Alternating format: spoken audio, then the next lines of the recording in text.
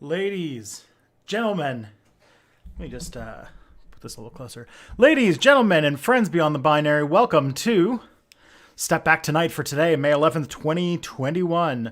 I'm your host, Tristan, and I am the host of YouTube channels Tristan Won't Shut Up and Step Back History, or Step Back. I'm just calling it Step Back now for reasons. I stream 2 days a week on Mondays and Tuesdays. On Mondays, I do the Monday Discourse with Mia Mulder from 12 until 2 Eastern Time. It's a fun show, friendly European time. I just want to mention, quick thing though, is that next Monday, because I'm getting vaccinated at the time of the stream, there will not be a Monday Discourse next week, so just let you know that. And Step Back Tonight, the show you're watching right now, which runs from 7 till 9 on Tuesdays. Yeah, and it is a show where I hang out with y'all and we talk about stuff and chill out and things. I go by he, him pronouns, and you can find my work at stepbackhistory.com or tristanwon'tshutup.com. If you want to support my work, you can go to patreon.com/stepbackhistory and support Step Back for as little as 84 cents a month by using a yearly plan. And if you support Step Back, you can get all sorts of benefits, including voting on future videos. There's a sticker for some people, and you can even get into the credits of videos, or the most common one, which is that every patron gets to see videos early without a sponsor. So if you don't like my sponsorship breaks, if you don't like ads, I don't put ads on my backer versions of the videos. So that Patreon feed is already well and good. I try to set my Patreon so that it gives as much value for $1 as you can. That's my hope. And then, the more money, it's like you're more invested in helping me turn this channel into whatever it's going to be. I say turning into whatever it's going to be. This channel's almost 6 years old at this point. My channel's going into first grade. Let's just say that.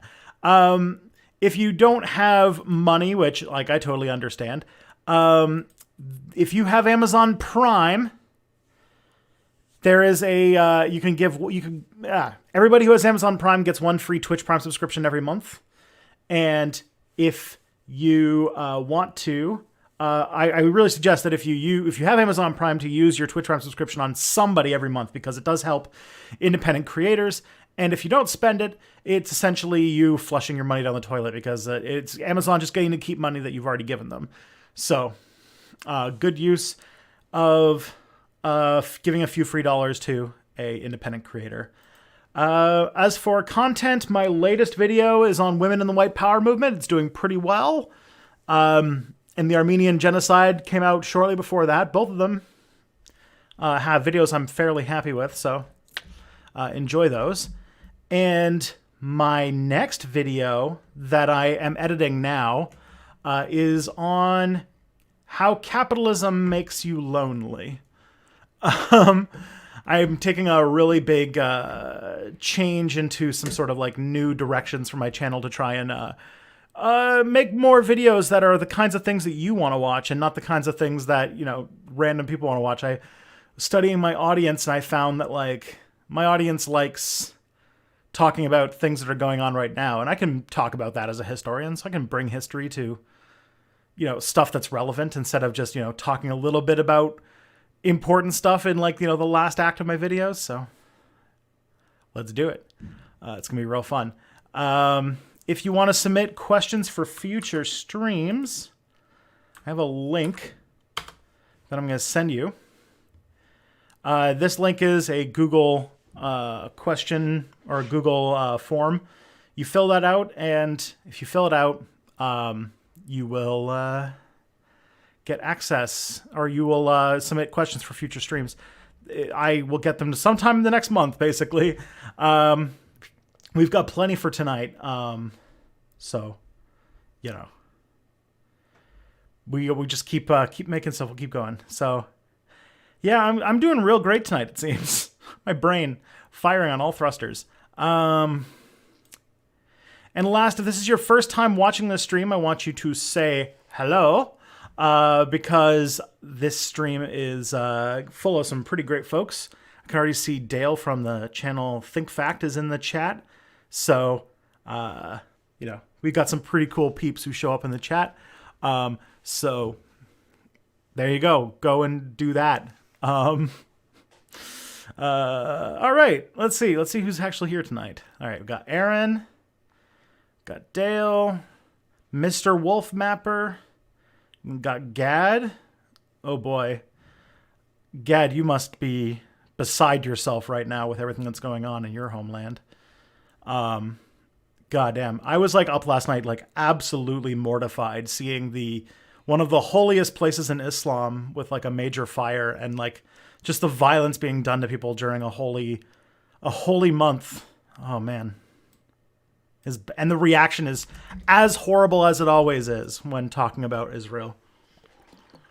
All right. Do you think Hawaii should be independent? Think of it as Quebec leaving Canada. Well, let's dig into that a little bit. I'm going to write that one down. We'll talk. We'll start the show with that. But let me just catch up with the chat first, and then I'll take a look at it. Tristan, I heart your content. Looking forward to becoming a patron when I get a little more flex in my revenue. Yeah, don't worry about it, Rizzy Biz. I never want anybody to support my work in ways that they can't afford. And honestly, like, what's it called? If you can't become a patron, like I 100% understand, and you don't have to worry about it. Don't feel guilty or anything like that. If you want to help out and you don't have any cash at all and you don't have Amazon Prime, sharing my videos with people, honestly, it helps so much. Word of mouth is really how Step Back grows, because I don't get a lot of algorithm love, so it's really the way that I'm going to get to you. Can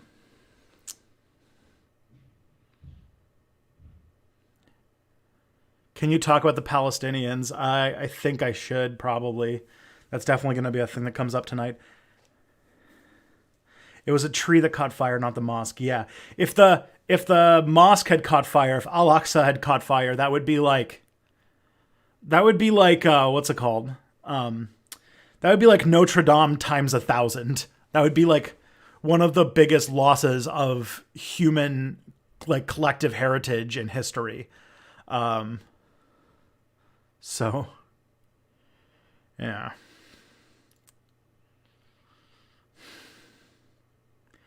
I did see the kid who lost his father and just absolutely falling down. Like, oh boy.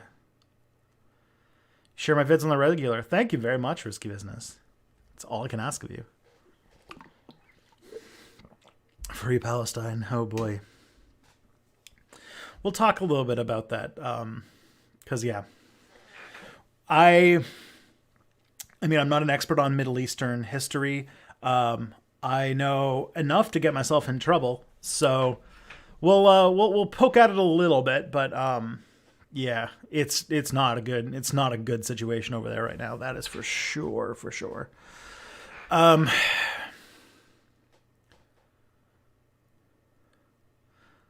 hardest part about the Israeli-Palestinian situation seems to be the most extreme on both sides mutually benefit from being aggressive.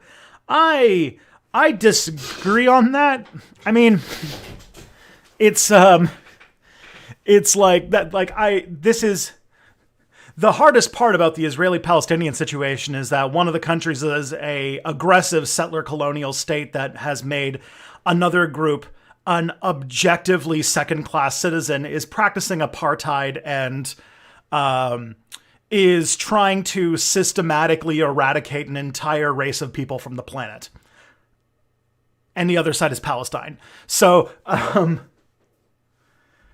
that's like the main thing is like I think it was Greta Thunberg today was the one who tried to say like, oh, both sides are equally bad. And it's like, oh, fuck no. What's it called? Some Palestinians fired some fucking bottle rockets that got blocked by the Iron Dome. and they retaliated by murdering 20 people with fucking like airstrikes, and including like children and stuff. So yeah,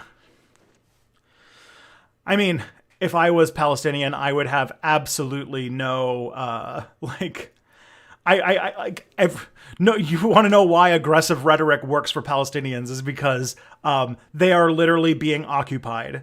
Like to say like I'm just like to say I don't know. It feels like the hardest part about the French German situation seems to be that the Nazis and La Resistance are both being like what's it called, pushed by being are both advanced by being aggressive.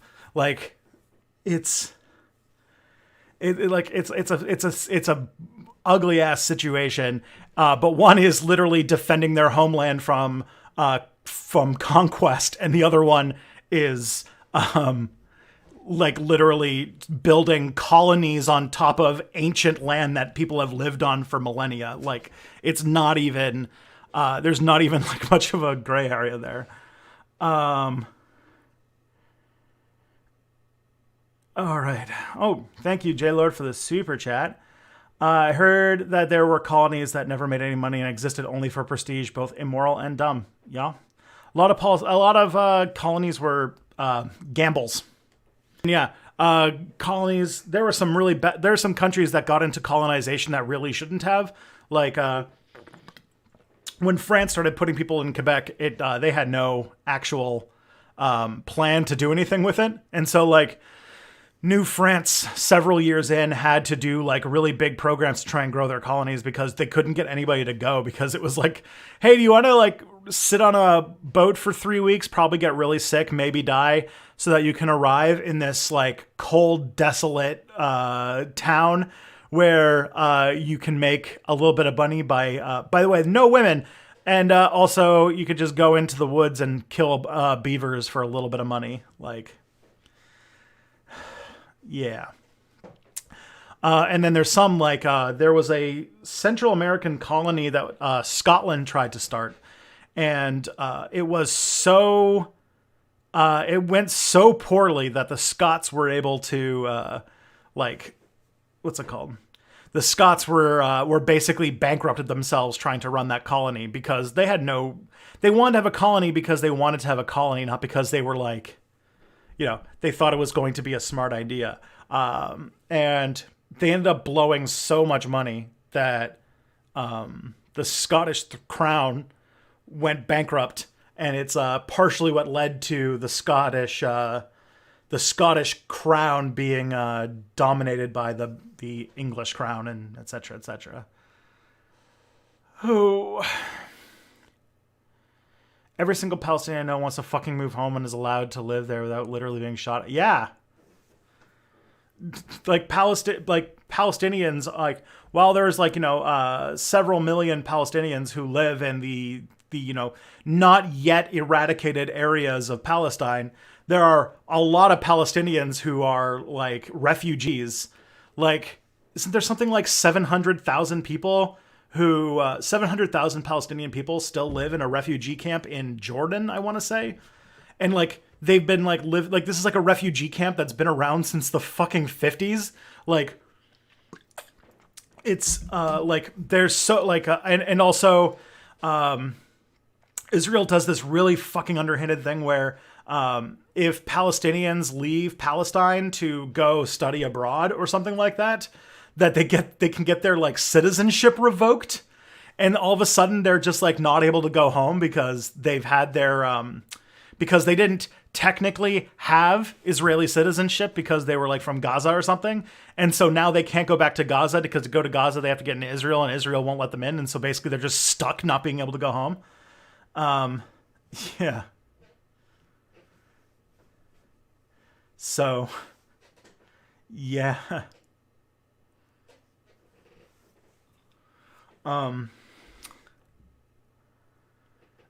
And so like, it's not only the people who are currently living under the brutal heel of Tel Aviv, but also like, there's the people who are, like it's just like it's like the slow conquest of Palestinian land has led to a massive refugee crisis. And now there is a massive multi-generational Palestinian diaspora that yearns to go home, and they don't have a home to go to because people are building literal colonies on top of their ancestral land. So, fuck. That's the only answer I got to that. Oh boy. All the world's left has moved in solidarity with Palestine, except the German left. They seem to believe that they know better than the rest of the world. Yeah. I mean, yeah. I mean, I get it. I get that, like, you don't want to be a German. You don't want to be any German group that speaks out against Israel for historical reasons. But it's in the wake of the colonization and violence that is being done to these people, it is it's a bit of like it's being afraid to take a stand at a pretty important time in history, I guess is what to say.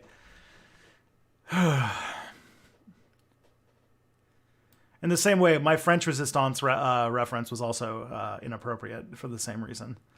I should have made a better metaphor because, yeah.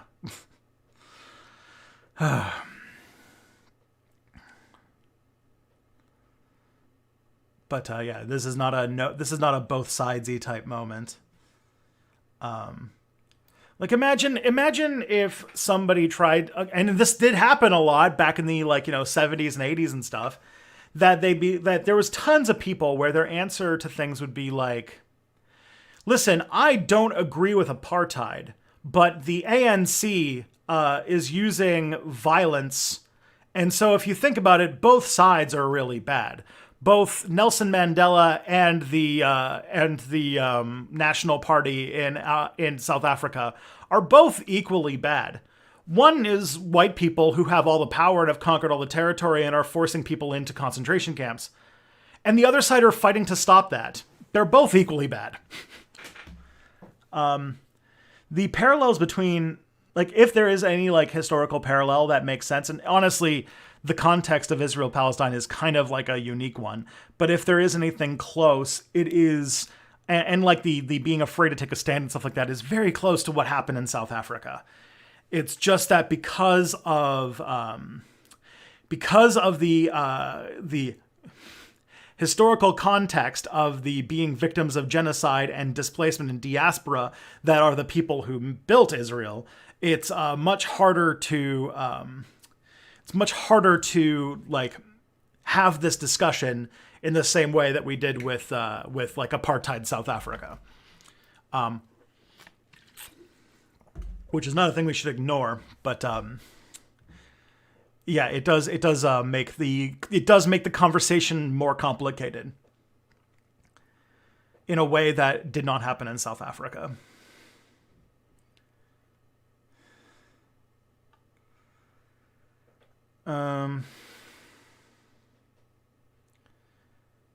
Imaginary American working class. Okay, real American working class. Yeah, it's about right. The imaginary working class is like a coal miner, and the other one's like a chef in a restaurant. That makes sense. All right. And yeah, that's the other thing is, yeah, Israel's having like a real political chaos. They've had like 3 elections now with no consensus of how to form a government. That's also a mess. What do you even tell people that buy the American news propaganda that paints this situation in Israel's favor? In many ways, like, you got, like, if there's anything, man, I don't even know where to start anymore. I did a 2-part video that was sort of the history of the situation, and I tried my absolute best to make it the most even-handed history ever.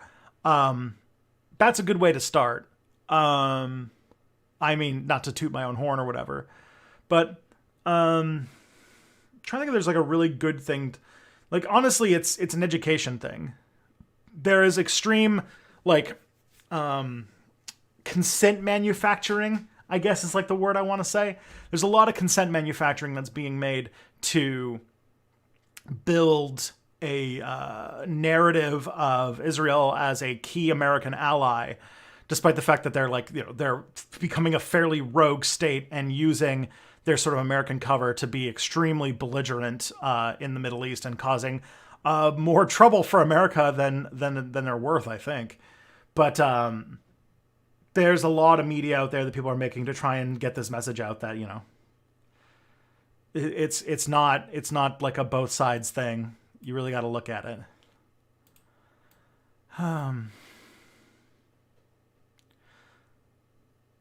All right.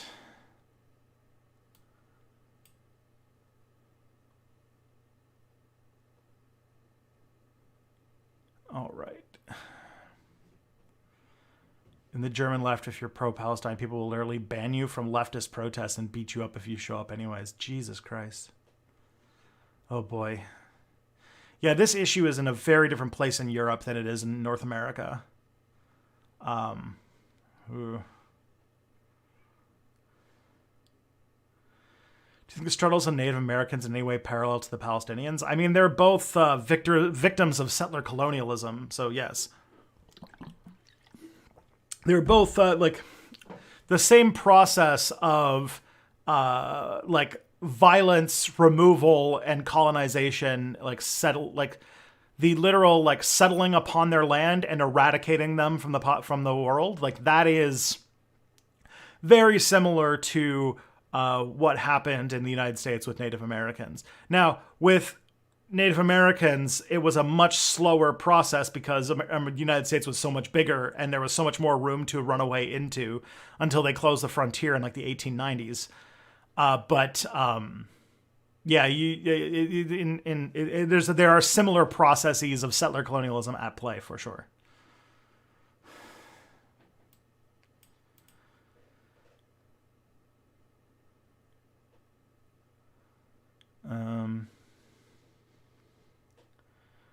I found this chart of theoretical UK elections. Is this better or worse than you would have guessed? I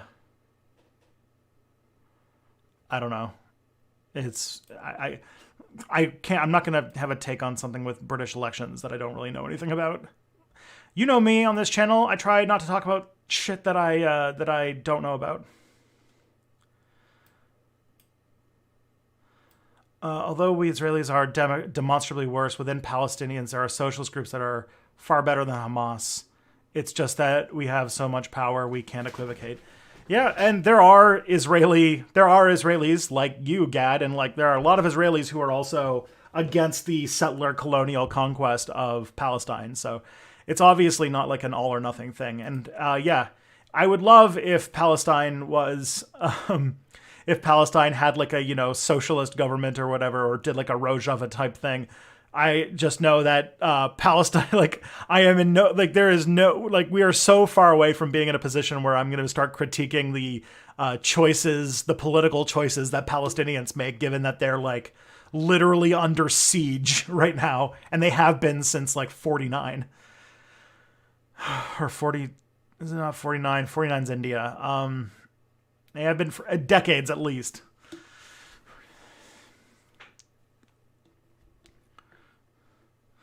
And yeah, both Palestinians and in Native Americans have been labeled under the same sort of category as fourth world people, which is when they after the Cold War, when they tried to like recategorize the different worlds, where like first like they have like the developed world, the developing world, and now fourth world people are supposed to be people who don't have land, so people who don't have countries. Like indigenous people who've had their country taken from them and now they are, living under the government of an occupier, which is, exactly what's going on in Palestine. So is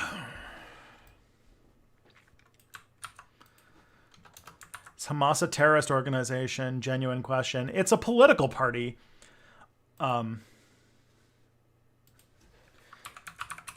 So if I remember correctly, I Sometimes I get these groups mixed up. But yeah, Hamas is a political party that that sort of replaced the PLO, or not the PLO, the Palestinian Authority, the PLA. No. Oh boy, I haven't done research for this video in a long time. But basically, there was an old government in Palestine that turned out to be very corrupt and was sort of taking a lot of money, and that government sort of fell out of power and was replaced with Hamas, and so Hamas is a political party primarily. It does have a military wing. It does have like a militant wing, which is Hamas's military wing is the Izzadin al-Qassam Brigades. Okay. But yeah. And so it's a, yeah.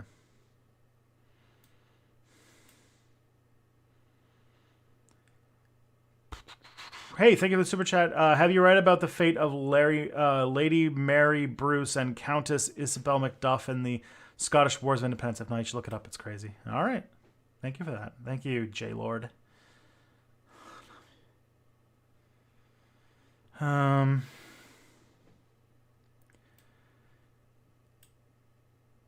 think that anyone who watched the Bajoran-focused episodes of TNG or DS9 would get that Israel and the Cardassians here? Oh boy. Will Labour have to run to the right to ever win again once Scotland is gone? No, I don't know if like the last election showed that like running to the right doesn't win you seats. You just have to they have to build a new coalition. Like what's it called? This is the same like thinking that Democrats do, where they think that politics is a Cartesian plane and they have to just they have to give up on all of their most popular policy positions because if they go too far to the left, then people won't vote for them. And that's not how politics works. People don't think that way. Labour would just need to find a strong policy position, a very popular, public works project that the British people want, and use that to push their numbers.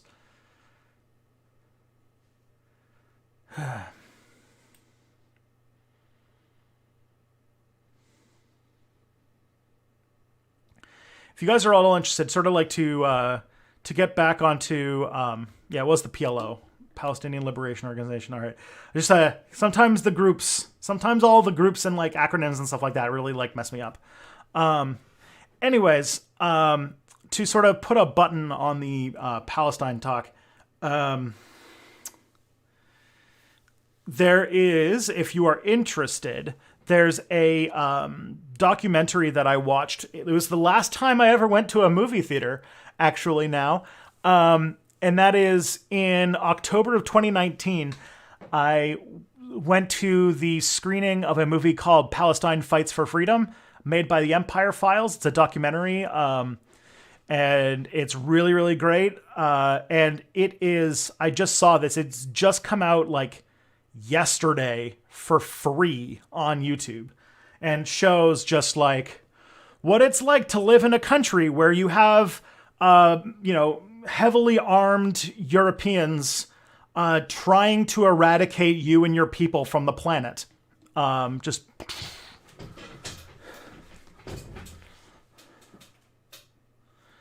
right, let's see. Hamas didn't replace the PLO. They are a religious right-wing party. Fatah is the centrist political party. After an armed struggle, Hamas took control of Gaza, Fatah the West Bank. Okay. That makes a lot more sense.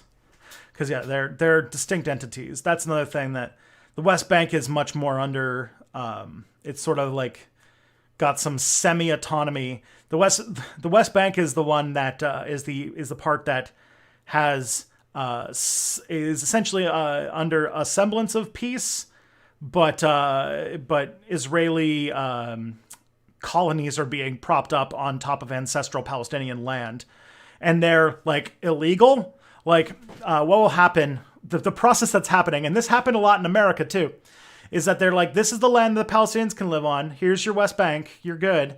And then they'll be like, okay. And then a bunch of Israelis will set up a colony illegally in Palestinian land.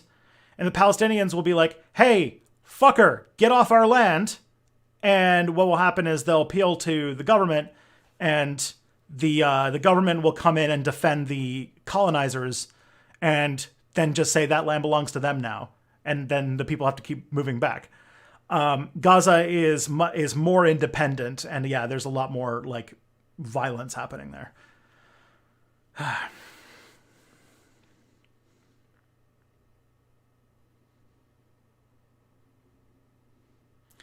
And yeah, Red Cape Time Traveler. Yeah, man, there's so many things to unpack with this. Yeah. Also, Israel is a front in like the proxy wars that are happening between regional hegemons in the Middle East. Because if you don't know, the Middle East has a larger geopolitical, like kind of Cold War going on between more or less like U.S. allied powers like Israel and Saudi Arabia, and Iran and sort of anti-American powers. And so, yeah, that also, there is like sort of like a Cold War proxy situation going on there as well. Have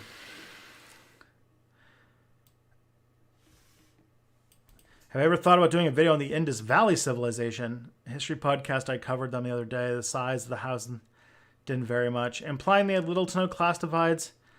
Maybe if I remember correctly, the Indus Valley civilization is one of those things where we've done a lot of work to find like notions of what life was like there, but we have very little concrete information about what life was like there.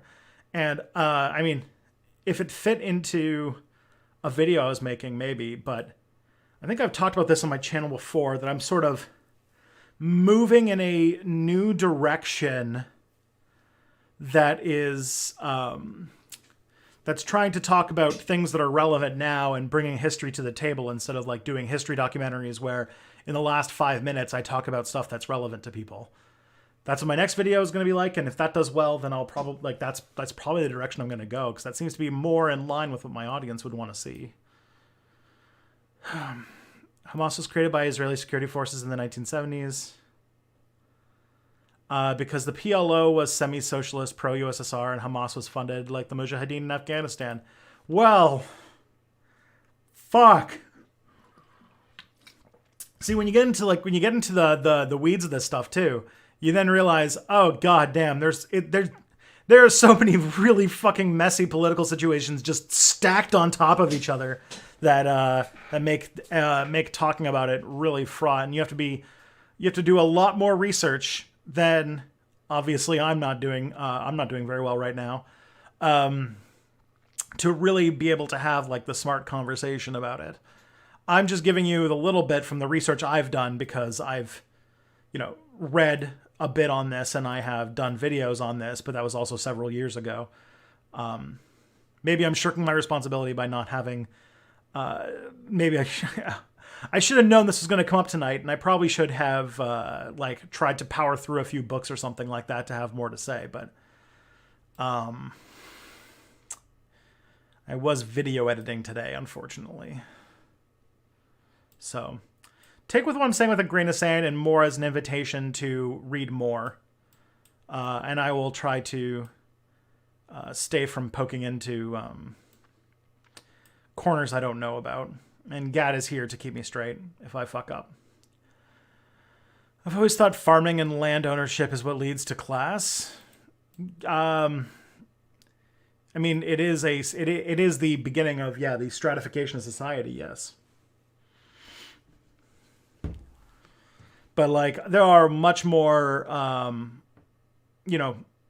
relatable examples about how class and stuff work than like literally like one of the oldest civilizations that we have documented that we know almost nothing about.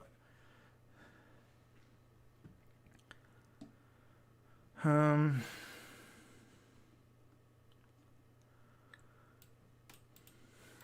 you're going to do more modern history related contemporary politics, you should cover modern Africa. There aren't enough political African content on YouTube. Yeah, I mean, if something comes up, like there's a lot of stuff going on. And I feel like, so there's two ways to talk about that. Yeah, it's definitely a thing people should talk about. It's outside of my area of expertise, and so if there's a subject I need to cover, I'm not going to cover it as well as somebody who covers like, like political geopolitics in Africa and stuff like that, that much smarter than I would.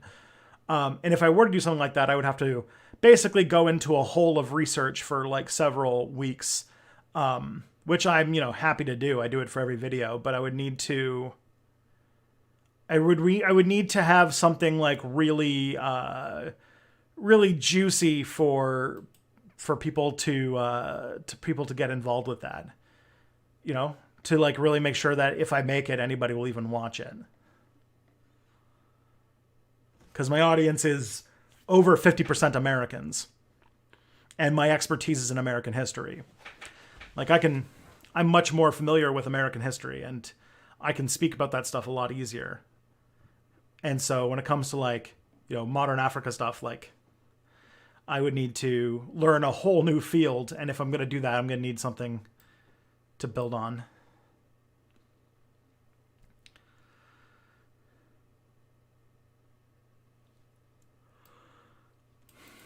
Could talk about the present day Hindu, right? Oh boy.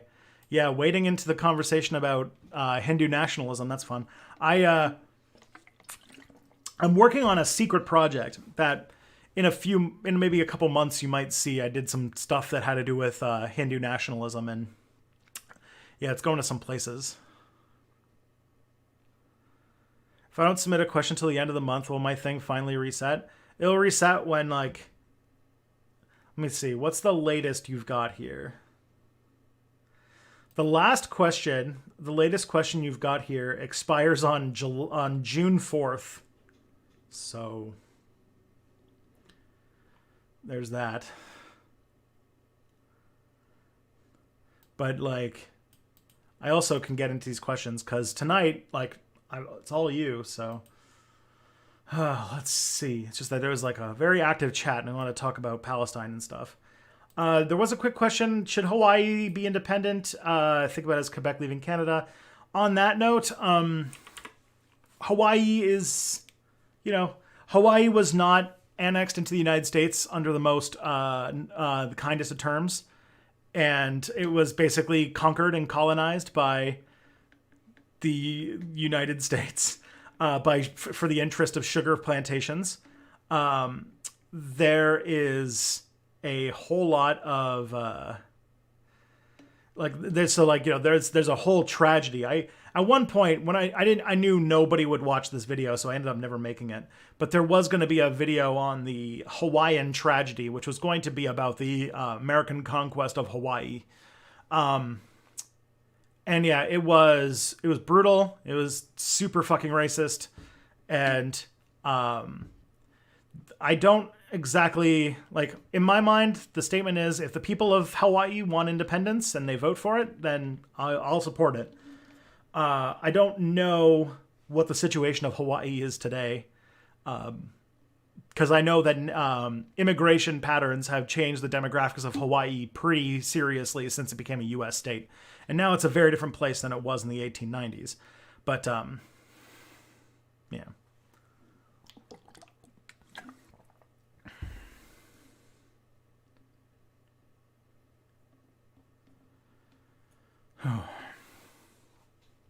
All right. On a lighter note, are you a fan of the cyberpunk genre? I can like it. It's not an aesthetic that I like will jump at, but I have a feeling that like there is a good space in like the fictional space for, because like a lot of like when you think about what cyberpunk was about the anxiety being created by the increasing intervention of technology in our lives, and also the overwhelming growing power of super big corporations. So those two factors together feel like they are very similar to the moment we're in now. But the kinds of things that like people who were into cyberpunk, who wrote cyberpunk stuff like back in the 80s were doing, or 70s and 80s, like the kind of stuff that they were afraid of is very different from today. Like the anxiety of like you see it a lot in like Blade Runner, right? Like the anxiety that that Japanese culture was going to take over like Western culture, and that like there would be these mega corporations that would basically like put us in our colleges and like dominate our lives in different ways, and like advertising and those kinds of things. But like the kinds of anxieties I have about technology intervening in our lives and mega corporations now has more to do with them like controlling things like our methods of communication, our ways of talking to each other, our information, the way we think, artificial intelligence being able to guess the things that we want before we do, and surveillance and like all of that kind of stuff. And a lot of the cyberpunk stuff that comes out today tends to have like a lot of cyberpunk that comes out today has this more interest in the aesthetic of cyberpunk rather than like the real like the actual things that it was about. Kind of like how there was a whole bunch of Hunger Games knockoffs that really didn't get why, like didn't really understand the purpose of dystopian fiction. And if you think about it, cyberpunk is kind of supposed to be dystopian fiction. And you end up with stuff like from what I've heard about Cyberpunk 77, like a game that had a real interest in the aesthetic of cyberpunk, but had no interest at all in like the like it had no interest in what cyberpunk was trying to say. And so a lot of cyberpunk is like, I saw Blade Runner and I read Neuromancer, and so I think I know what cyberpunk is because it's like, it's neon and chrome, right? That's what it is. But it's like, no, it's like the horrors of corporate dictatorships and that kind of stuff. Same with like why Divergent and the Maze Runner and stuff like that were like piss poor substitutes for the Hunger Games. That's like, same thing.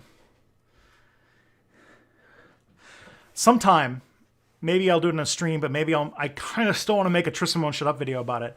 I want to talk about, I have like this one idea jotted down for a Tristan Won't Shut Up video sometime. That's just the one where I talk way too long about the Hunger Games. Cause I've done a lot of work on the Hunger Games, like a lot of work on the Hunger Games.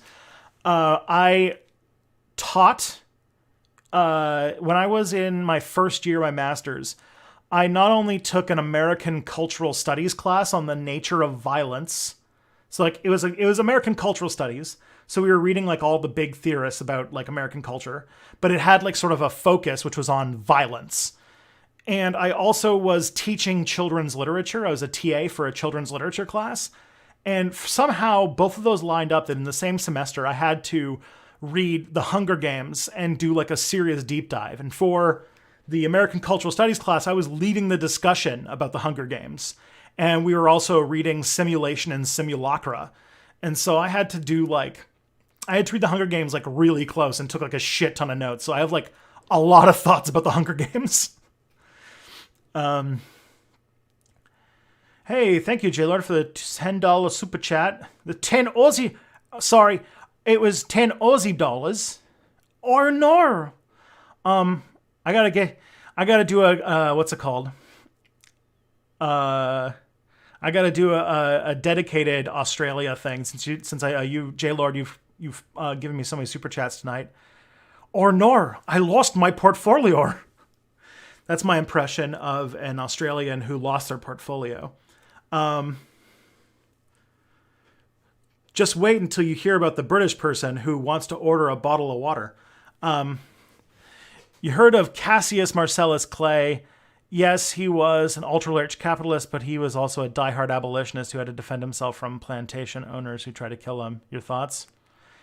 I mean, I don't know anything about him. So, you heard of Cassius Marcellus Clay, yes? Nope. Sorry. Can't say anything about that. People are actually ruling Europe are more interested in one federal continent than the birth of 100 small democracies. Felt Cyberpunk 2077 did explore the horrors of corporations becoming the state, but it explores those ideas from a liberal-minded person. Okay.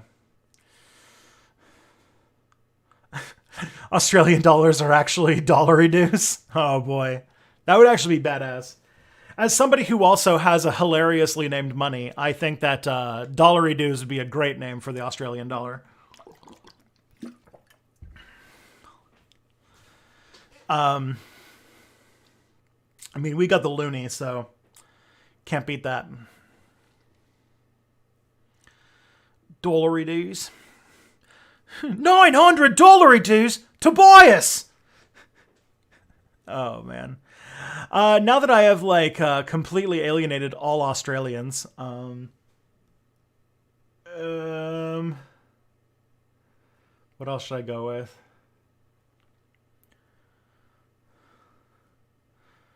Tuvalu would like a word about dollary dues? Oh, boy. It's just a little kick in the bum. Oh, man. The Australia episode of The Simpsons is so good. I like that their collection agency is called Hopping Mad, and it was a picture of a an angry kangaroo with boxing gloves on. It's fucking great. Where's Phoebe? She's not in here. She must be somewhere outside of my office when I close the door. So, she's not here. What's it called? She used to like never leave my room because she was very afraid, and she after we had moved here, she had a lot of anxiety and didn't go anywhere. But now she like wanders the house, and so she was barely in here anymore. She comes in here when she wants my attention, but like she doesn't like spend every waking moment in, well, she doesn't spend like basically 24/7 in my office anymore. Now she wanders a whole house.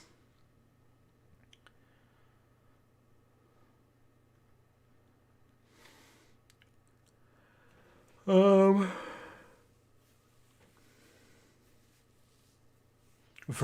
is oppression. Oh boy.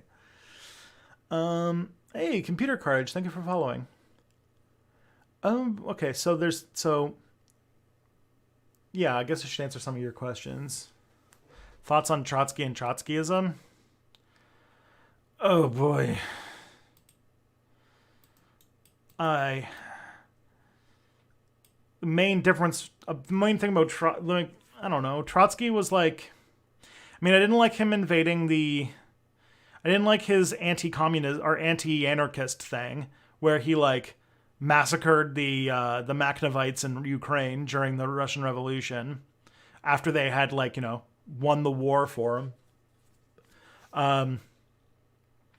But also I was in favor of him like not trying to become isolated and nationalist like he did against Stalin. That led to him eventually having to flee the USSR.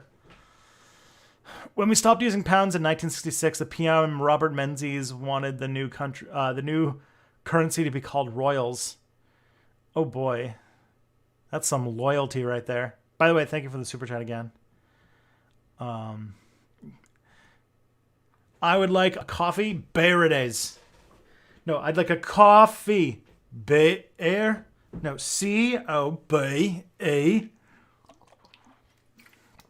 Okay. Should parties that aren't okay? Let's gosh, I'm like all over the place. My ADHD is all over the place today. Okay.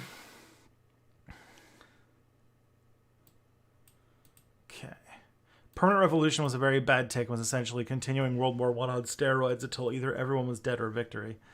Yeah, I mean, I did not like the idea of socialism in one country is a thing.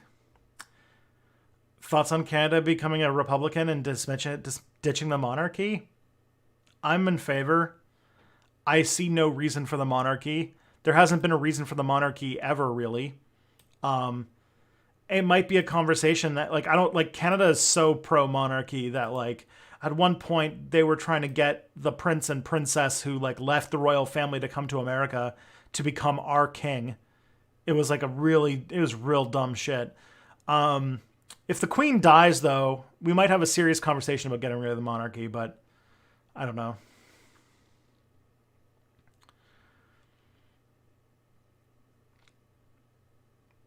All right. Before we go too much into relitigating the early Soviet Republic, let's answer some of 255's questions.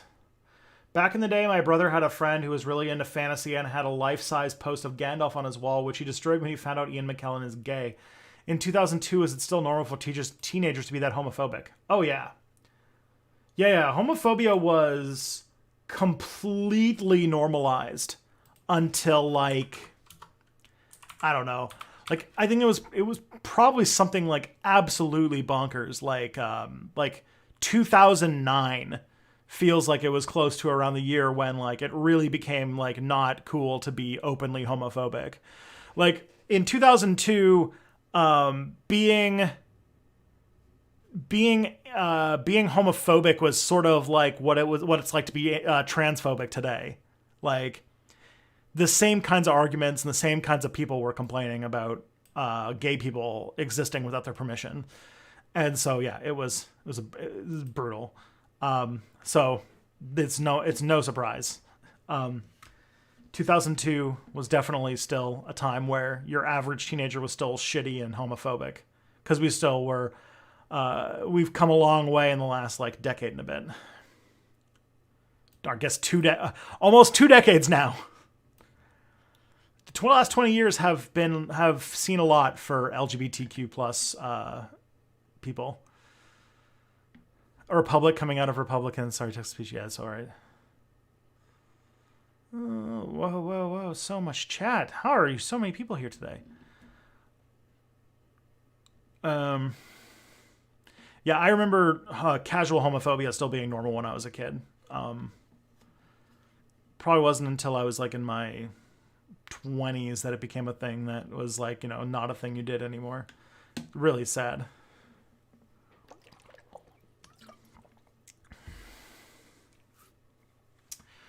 All right. So you and Mia, if she's on when you get to read this, regularly respond to me questions and feedback. If this was a century ago and you were like a magazine columnist, I feel like it'd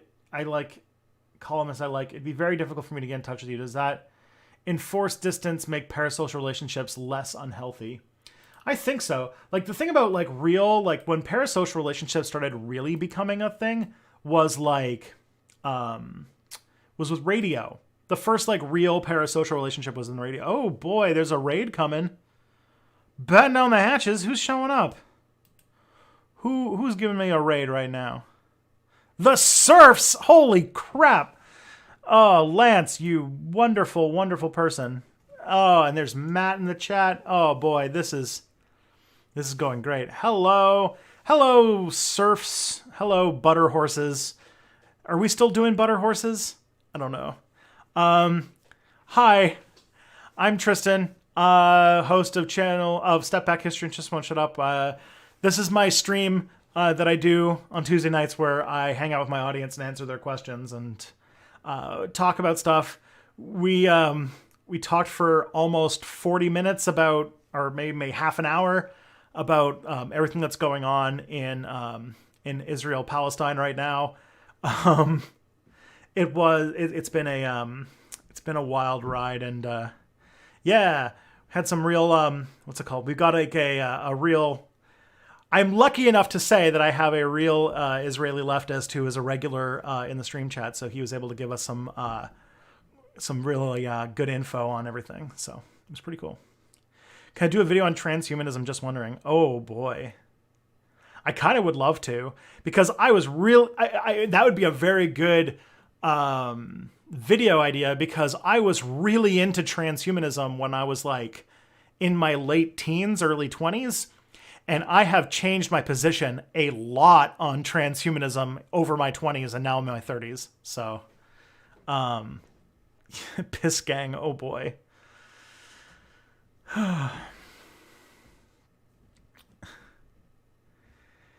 So I think that I might actually have something to say on transhumanism. I might actually write that one down. Should mention to you guys, for those of you who are here when Mia streams, when Mia streams with me, she told me once that your questions are so good. I've gotten so many compliments on Step Back streams. You guys, your guys' questions, because when I had Abby Thorne on my stream years ago now, she was like, you guys asked the most like high level questions that like she had to like really think about it and like had like a really, really good conversation. The video is on my it's on my YouTube channel. It's still public, so you can check that out. But what should I say? But Mia, after the stream yesterday, was saying to me that like after Monday streams, she has like so many new questions that she wants to make videos out of. So you guys are very inspirational. So I hope you guys know that I appreciate you guys. You guys ask very good stuff. Wow. I thought I would be such a boomer, but then I like looked around. I'm like, there's no scrap paper anywhere. What is wrong with me? Transhumanism. I'm writing it down. It's on a piece of paper now. There you go. Ha. Didn't Churchill say something about being a transhumanist as a youth and an egoist when you're older? Oh boy. Yeah. Most of my change in thinking about transhumanism is that it is a lot of transhumanist statements come from a overly optimistic idea of how our technology is going to progress, and that a lot of the it feels very like, especially people who really talk about stuff like the singularity and stuff like that. What is transhumanism? Okay, yeah, I forgot. We should probably start with something a little bit more basic, because I just like walked into it. Not that it's like, okay, transhumanism is the idea that is the like, I wouldn't say it's like an ideology, but it's like an interest. It's an area of different types of stuff that's talking about it's about debating the like what will happen with the connections between humans and advancing technology. So a transhumanist tends to be somebody who has an interest in developing new technologies that are developing right now that will drastically change the human experience. And a transhumanist would say that at some point we're going to pass a milestone of technological development that will result in what we are not really being considered a human being anymore. And then it goes into the questions more about like, well, what does it mean to be human, right? Like, what does it mean to be human if, say, there's a lot of very popular ones, but like, what does it mean to be human if, say, we genetically altered our species so much through genetic engineering to make ourselves stronger, faster, smarter, whatever, that at some point we ended up not really being humans anymore? What happens when what happens to our humanity when we do stuff like figure out how to upload our mind to a computer? Like, how do these things change who we are? But the problem with transhumanism is that a lot of people who are into it seem to be more interested in cheerleading technology and have I've argued almost messianic belief in what technology will do for humanity. Like, a lot of people who are really into transhumanism will sort of disregard a lot of the problems that we have in our modern day age and propose technological solutions. And that includes things like dealing with climate change, but also dealing with like like dealing with like the like with inequality and capitalism and all those kinds of things. And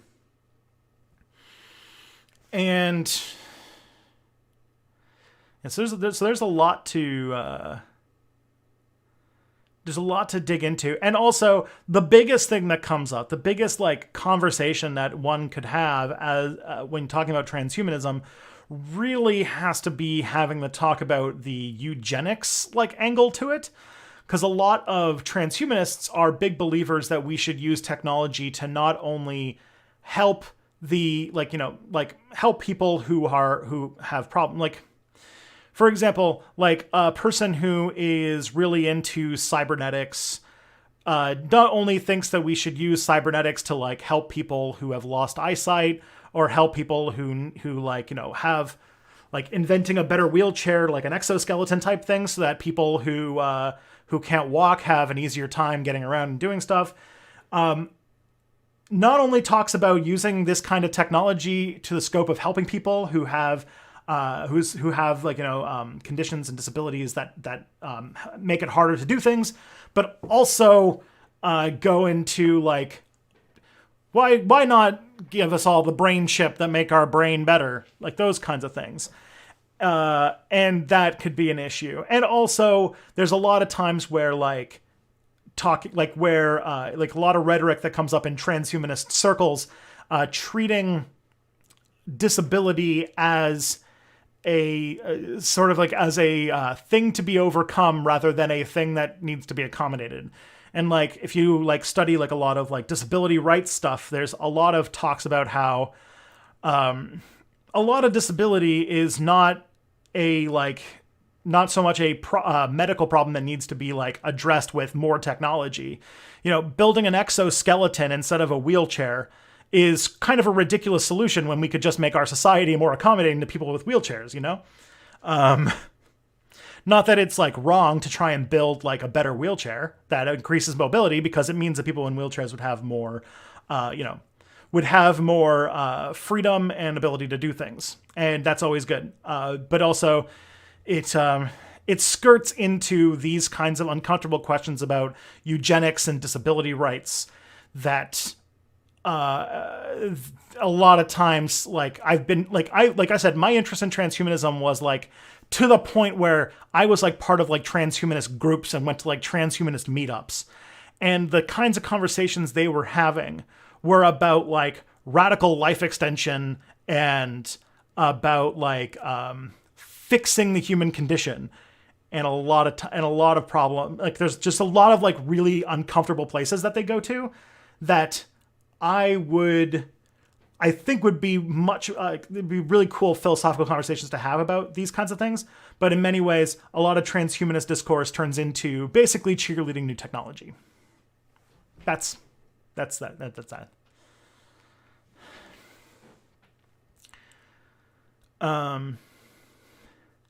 This was also a long time ago. Like, keep in mind, this was like when I was in my late teens, early 20s. So that would have been like, what, 2009, 2010, maybe 2011? Probably even earlier than that, because it was before I moved to Quebec. So it was like more like 2007, 8, 9. So I would have been like, 18, 19, 20 years old. And that would... And so like that, so that kind of stuff would make me, it might have changed quite a bit since then. Stop making old people feel old. Oh boy.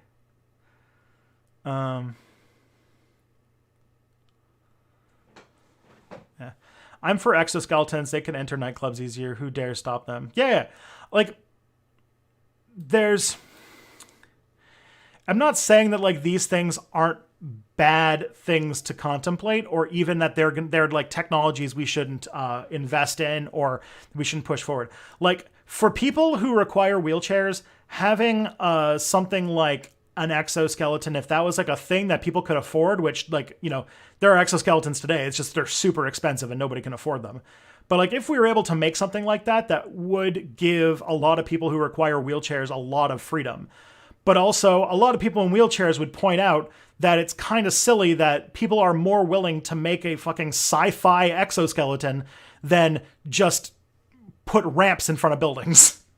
And a lot of times, like we have this weird thing where we want to find the techno solution to a problem that we can solve very easily without having to invent radical new technologies, just if we decided to be more accommodating to people with disabilities. So like that's kind of a thing.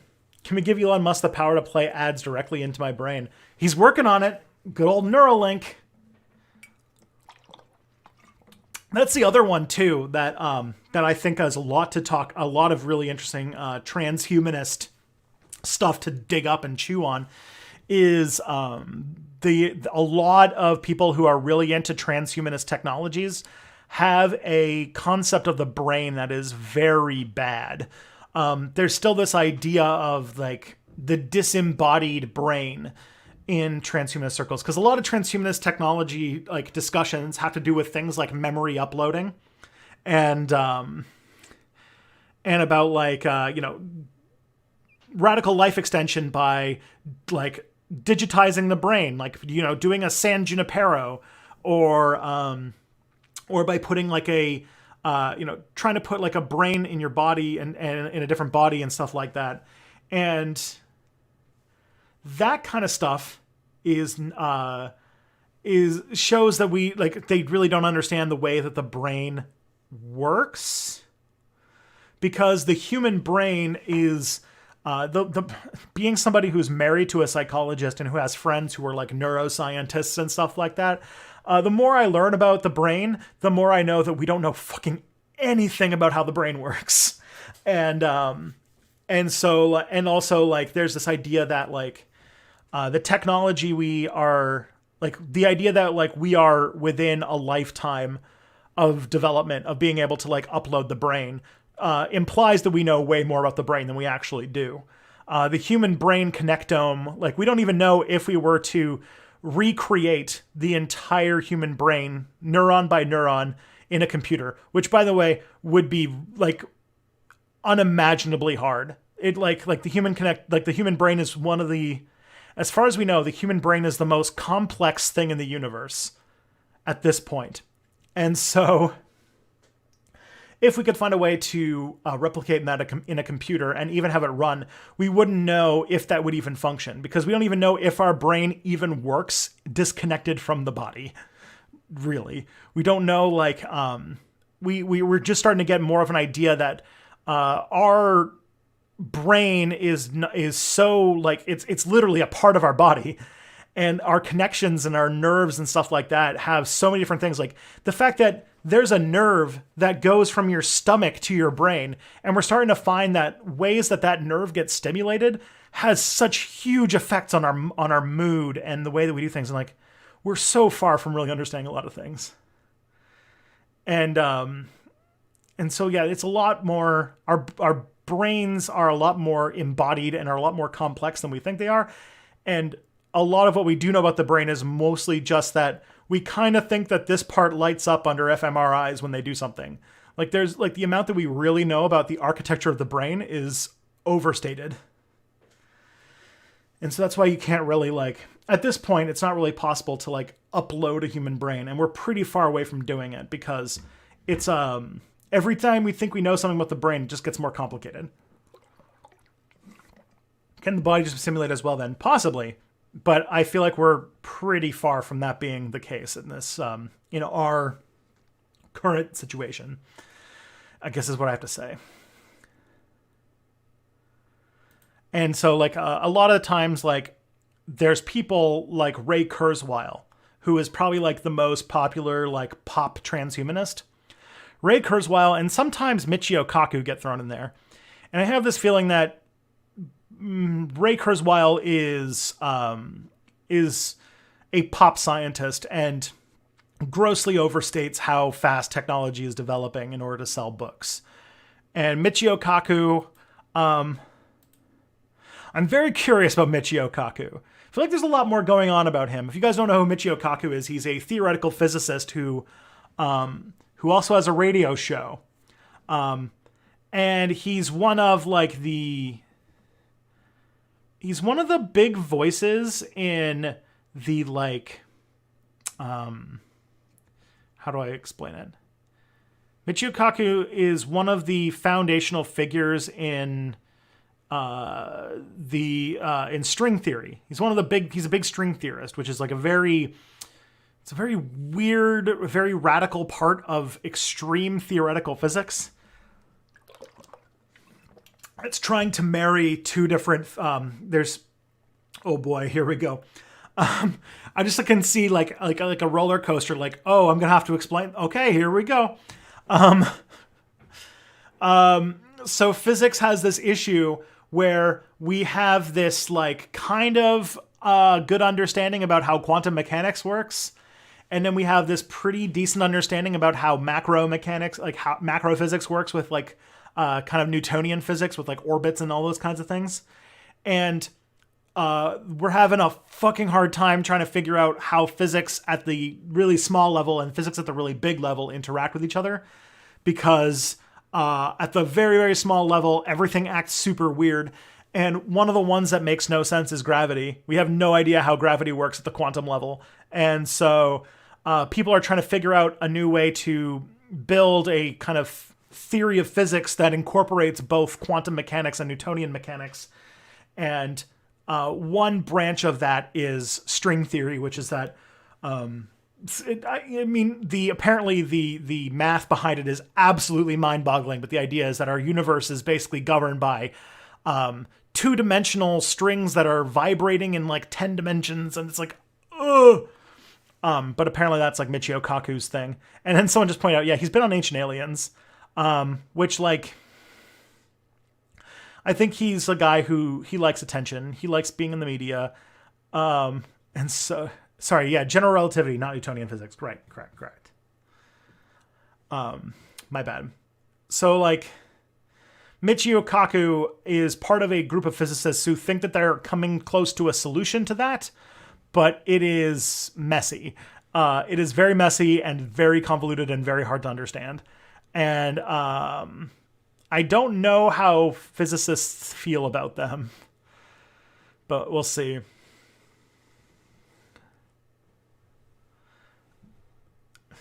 I think that the transhumanist that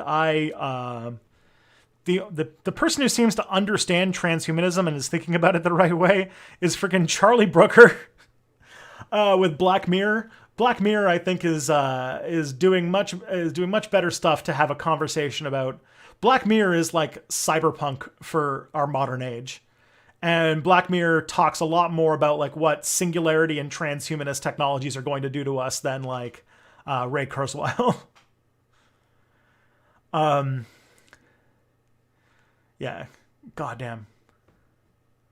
Wasn't he also in the Geocentrism movie with Kate Mulgrew? Maybe. I have a feeling that maybe I think Michio Kaku just likes saying yes. I think he says yes to everything. Can I finish what I was saying about parasocial relationships starting on the radio? Yeah, parasocial relationships started with radio broadcasters. That's it. That's like that's all I really have to say on that. Is that I think the fact that you're not reading, that it's like, verbal. You don't like. All right, in media studies, there's like two different types of media. There's hot and cold media, and there's media that you have to like act in order to absorb. Like you have to do something to absorb the media. This is like reading. Reading, you have to read. It takes energy and work to read something. And it's much harder to develop parasocial relationships with that kind of thing as it is with passive media. And passive media is like things like, theater and like radio and television and film and those kinds of things. Because you don't have to work to make the media happen. And so, oh boy, trying to channel my Marshall McLuhan here.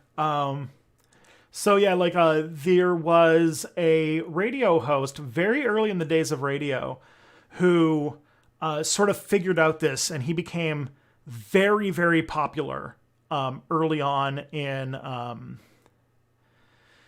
very early in the development of radio. And during that time, he was like in a time when radio was still like kind of in its infancy. He had this very like conversational tone and was talking to the microphone like he was talking to a friend, and it turned him into one of the most popular radio hosts on on all of the radio at the time. And that was really big. And another person who was really good at this was a guy by the name of not Peter. It was a guy named, I'm trying to remember what his first name is, but his name was Father Coughlin, and he was a priest who talked he was a priest who had a show, and he spoke to a lot of like very populist ideas at the time, and he was very, very popular. I think he had like the most popular radio show in America. And then at a certain point, he started getting really into Nazi shit and started like spouting anti-Semitic stuff. And he might be like, you know, one of the reasons why Americans, like there were so many Americans who had, you know, he was like stoking anti-Semitism in the United States, and was really trying to like push these kinds of things. Wasn't Coughlin white supremacist? Yes, he was. And so when he started getting into like, yeah, anti-Semitic shit and all that kind of stuff, he had a very wide and receptive audience because he had spent so long developing this long-term relationship with people. So, yeah. There's that's largely like, it's a bit scattered, but those are basically the reasons why, like why radio, like I think like it's the intimate nature of these things. Like they are in your face. You're not in an audience. You're not reading a letter. So it's much easier for building that kind of relationship. Although, like, even so, to some extent, people have talked about developing parasocial relationships with like authors and fictional characters from literature for ages. I think it's easier. It's easier to develop parasocial relationships with people the less work it takes, the less like your brain has to work to absorb the message. So the more immersive, the more instantaneous, the more, you know, the more of that is like, the more that that all fits together, the more that, the easier it is to imagine that this is a person that you know. While, yeah. And now that our, you know, our media is getting super, super immersive, it's going to be even more of a problem. And now there's like me who like, you know, I don't know, like there's 255 people watching me right now. If you think about it, your experience of like, think about this, right? There are 255 of you right now watching this stream. Okay. Now imagine like, you're imagining that like, you know, I'm here sitting at my desk talking to you through a camera, but you're not imagining it that way. You're kind of in your head. You'd probably picture it as me having a conversation with you, right? One-on-one. But if we were to have this conversation in the real world with the same people, I'd be at a stage. I'd be at like almost like a full theater, you know? We'd be in a full theater right now. 255 people in the audience. It would be like, I couldn't even imagine. I would be like having panic attacks because that's just so many people in the audience. And so, and like your experience of that would feel very different too. Like you are technically doing the internet version of being in a packed theater watching somebody talk on a stage right now. But it feels like I'm just sitting at my desk talking to you one-on-one. So it shows a lot about like what, how that kind of stuff will affect the way you perceive the relationship between you and the person on the screen. Which, like, you know, there's some people in the chat here who are legit friends of mine. There are some here who are regulars in my stream that I know. I know Gad, I know 255, I know J Lord, who just gave me a $5 super chat. Thank you very much. But most people here, I don't know who you are. I don't know your name. I don't know much about you. And, you know, chances are we'll never actually meet. And just like, that's true. But it's kind of uncomfortable that I said it, isn't it? This has been on my mind a lot lately. How do you respond to the sentiment that news must never have an opinion? It should say what happened and give the facts, no opinions, just facts. I don't know. I would probably say that there's something to be said about the fact that, like, we see what happens when news is like journalism is an art, and everybody has a perspective. And I don't think that having a perspective is bad if you're factually correct and you're not being deceptive. Because really, it's kind of impossible to not have a perspective. But there is a value. I'm not going to say there isn't a value of having a sort of journalistic distance and having a sort of like detached, well, not maybe detached, but having a very like making sure that nothing is left out and being very sure like I was like really good journalists who work for like groups like the Associated Press and like for Reuters and stuff like that. Like there's value to that work. I'll even say that like Democracy Now! Does a pretty, despite the fact that it obviously has a point of view, it does a very good job at like, it tells you the facts. It doesn't break down into like, it doesn't break out down into a lot of things. Like I think that Democracy Now! Is like a good example of that kind of stuff. Whew. Gosh, my ADHD is in overdrive. I'm like switching tracks so much. So like I'm like unable to even finish sentences. So I gotta calm down. Okay.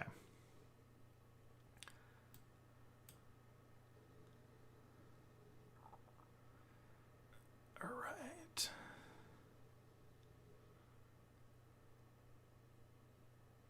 Let's see.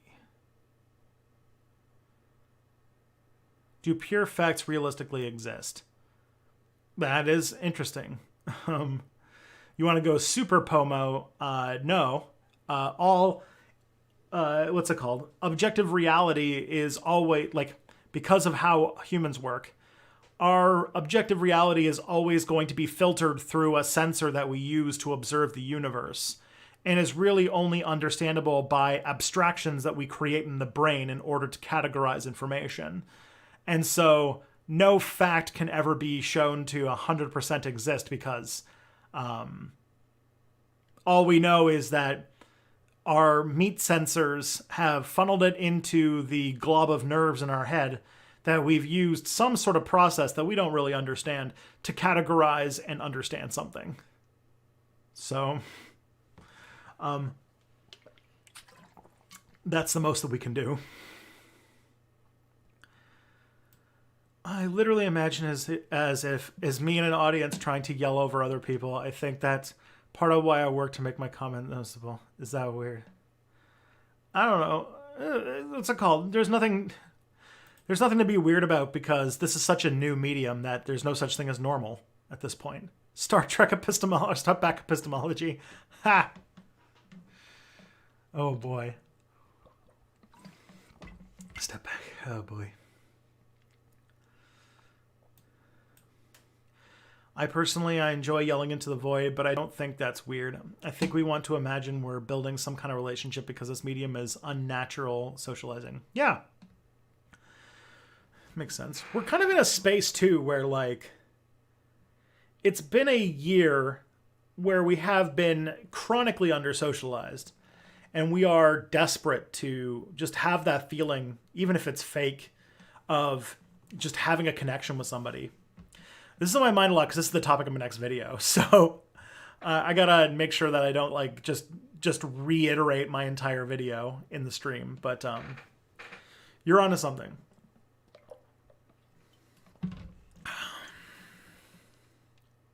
And yeah.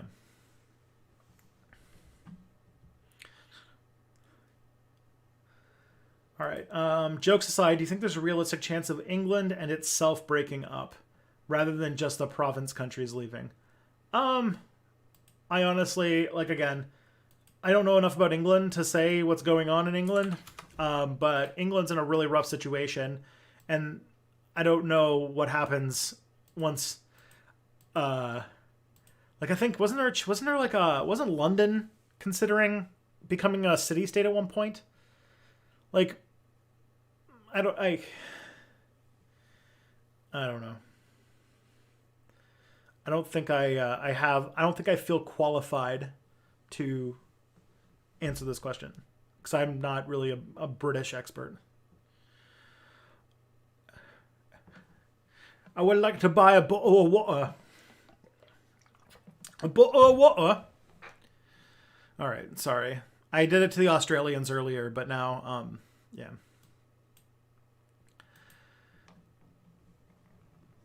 I try to make my questions slightly adversarial so I don't feel like I'm building a relationship with you. Oof. Oh boy.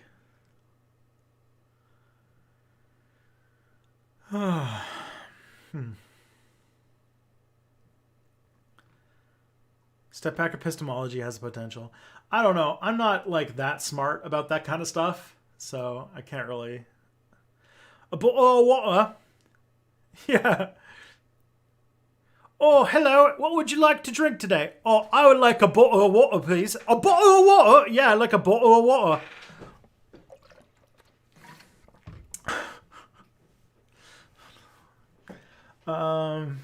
And then that has how I got banned from the United Kingdom. But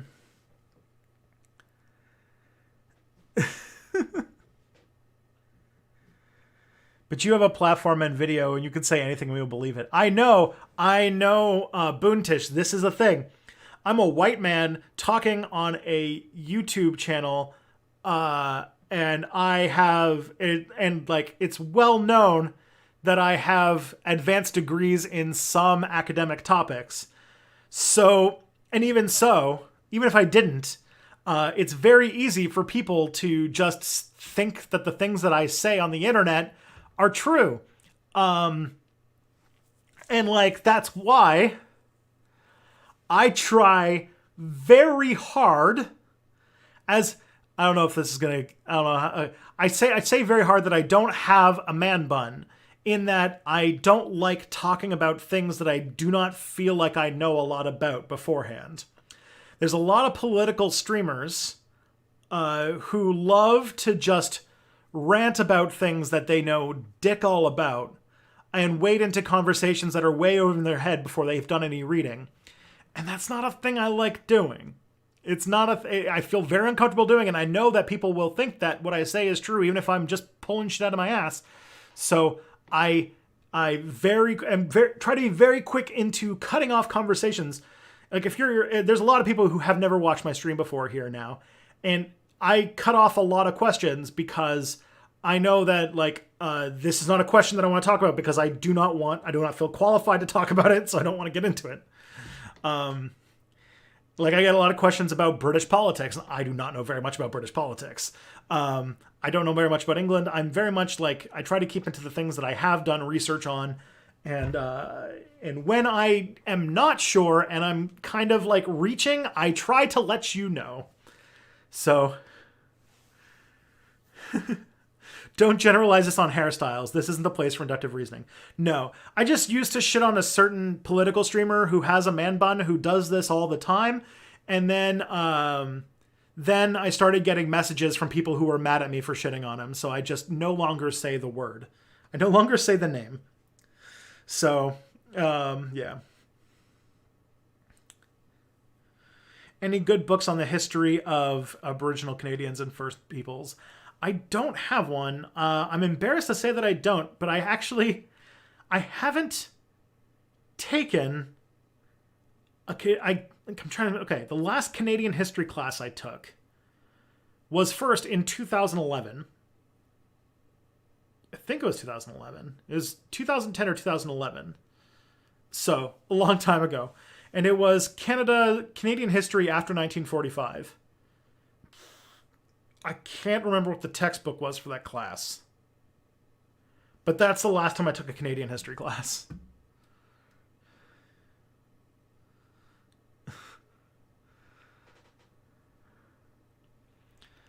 Um, yeah. All right, let's go into the language, the question bank. During the lame duck period, I thought child prisons would get mildly better but still continue, but people would stop paying attention to them. I was wrong about the second part, but that's only because right-wingers keep hypothetically drawing attention to it. Is that good or bad?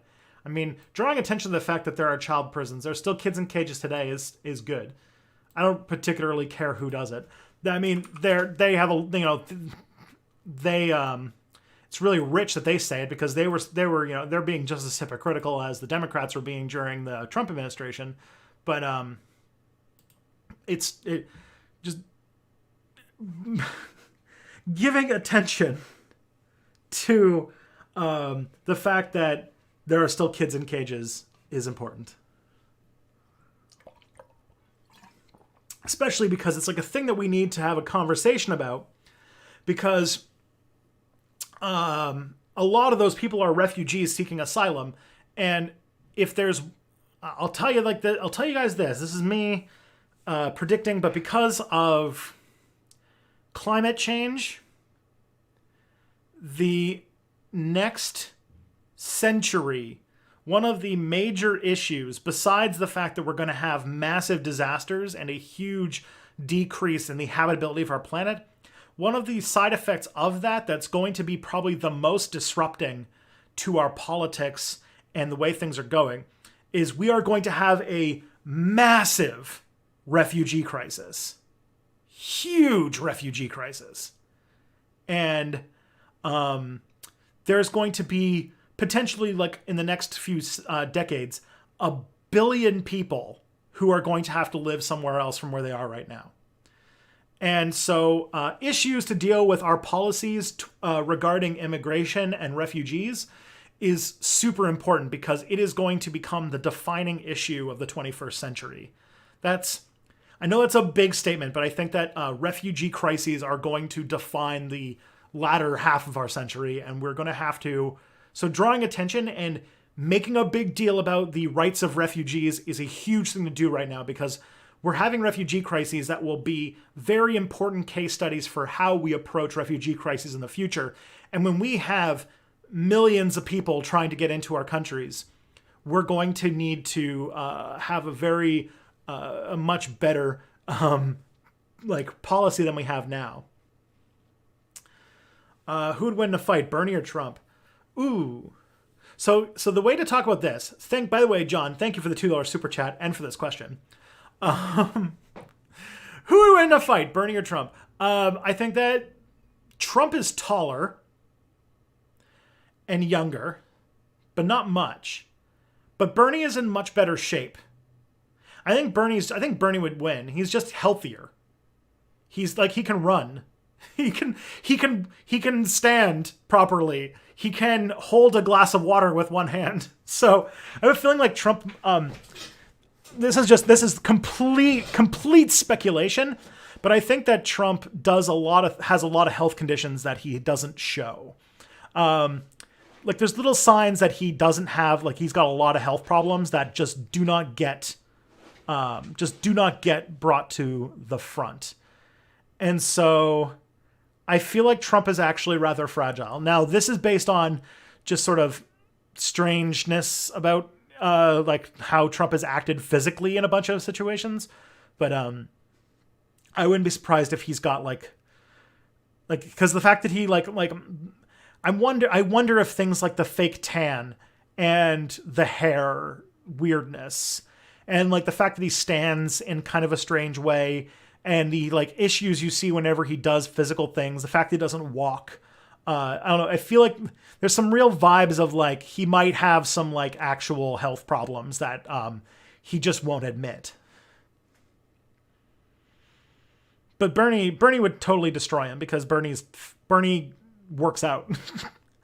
Bernie doesn't think that you only get 1 billion heartbeats in your life and knows the importance of doing cardio. And if there's anybody who knows anything about boxing, is that boxing is about just as important as having big muscles. Having good cardio, one of the biggest things in boxing is having good cardio. Stamina is just as important as having a strong punch.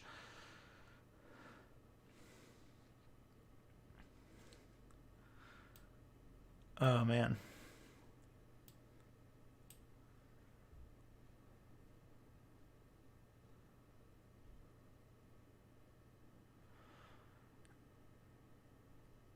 Also, I imagine that Bernie grew up as like a poor kid in fucking the Bronx. Oh no, Brooklyn. Yeah, he's a poor kid in Brooklyn. That kid's like, what's it called? Young Bernie was in a few fistfights in his life. Well, I don't think Trump has ever had violence close to him in his life.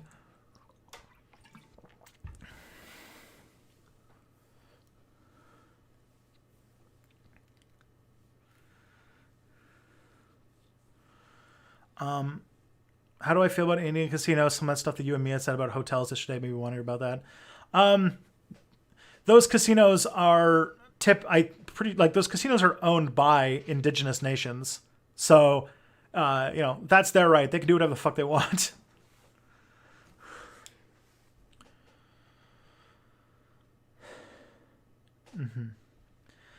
More importantly, the rule of thumb is that in a matched fight, a 5-move combo can be as exhausting as a 100-meter run. Yeah. I do think I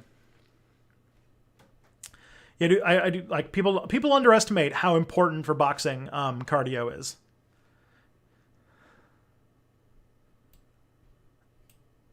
And that they're like boxers are built, but like they're not bodybuilders. Because speed is super important for being a boxer.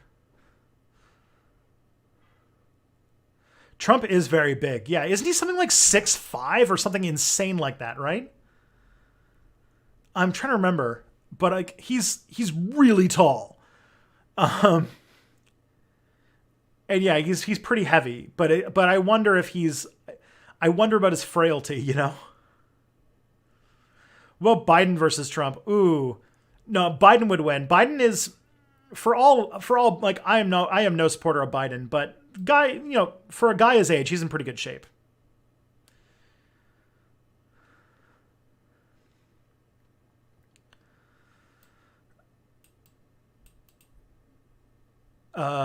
So what I told you about those displaced fishing communities, it'd be good if they were founding the hotels. I mean, yeah, it would be a better situation if like they decided to found the hotels. Yeah, if because then they're at least getting the profits of those.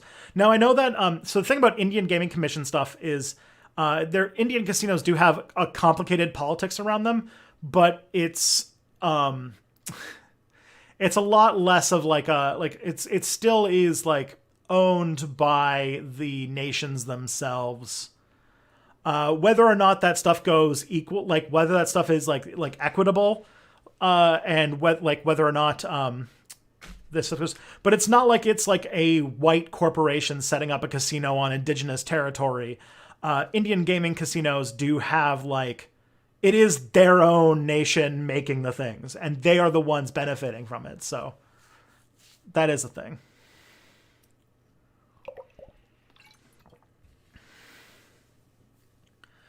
Andrew Jackson would be any equally old president. Oh yeah, I mean Andrew Jackson wasn't called Old Hickory for Andrew Jackson like literally killed a guy. So yeah.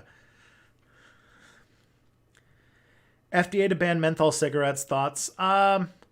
Corn Pop versus Trump. Who wins? Oh, Corn Pop for sure. Corn Pop knew how to. Corn Pop was like a bad dude, yo. Okay. FDA is banning menthol cigarettes.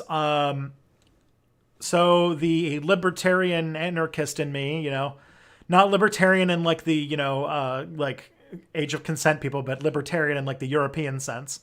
The anarchist in me thinks like, oh, like that's like, okay. Not like the biggest fan of it, but I understand the reasoning behind it. I don't think banning these things is going to solve the problem that they think they want to solve, but also,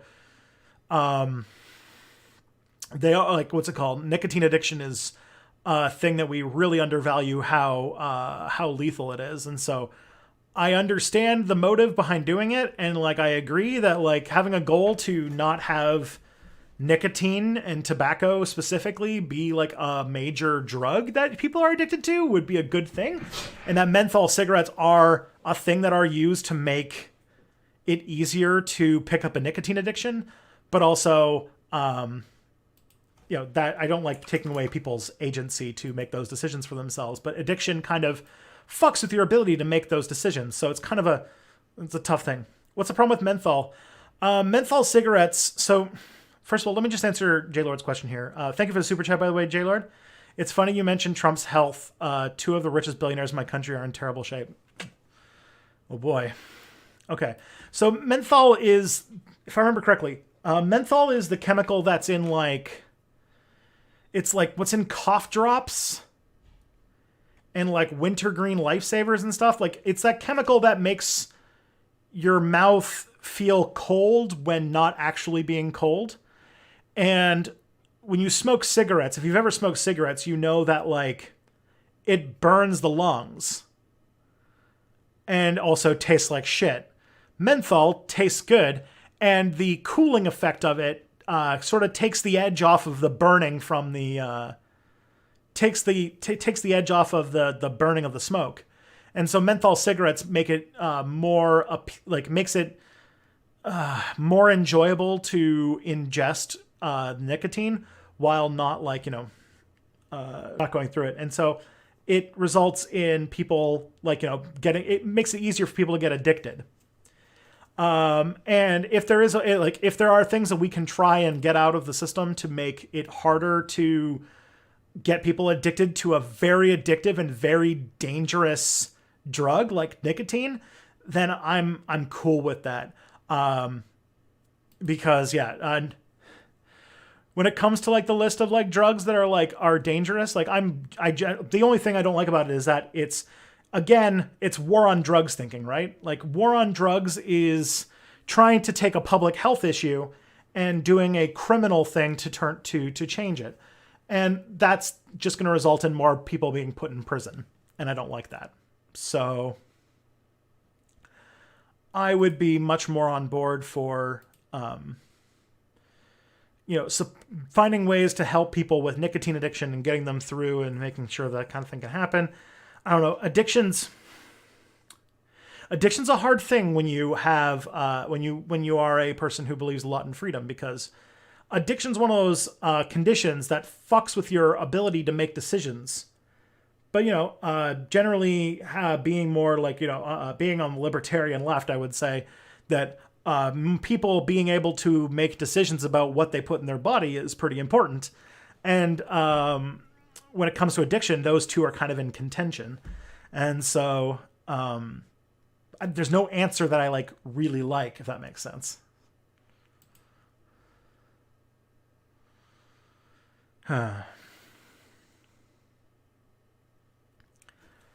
Hopefully that works. But yeah, it's always going to be something that is complicated.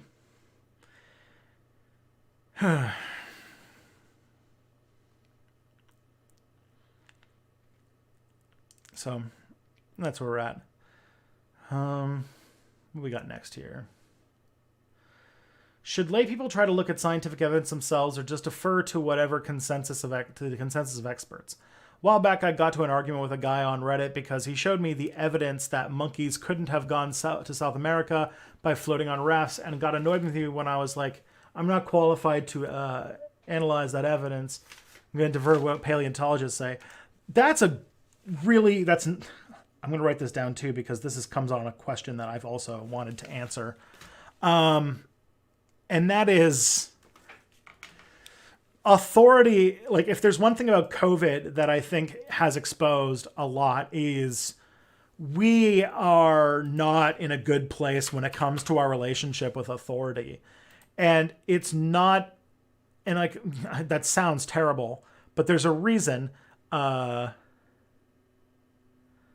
Having access, as an addict, I'd say having easy access to help and no shaming would be the most helpful thing. That's good.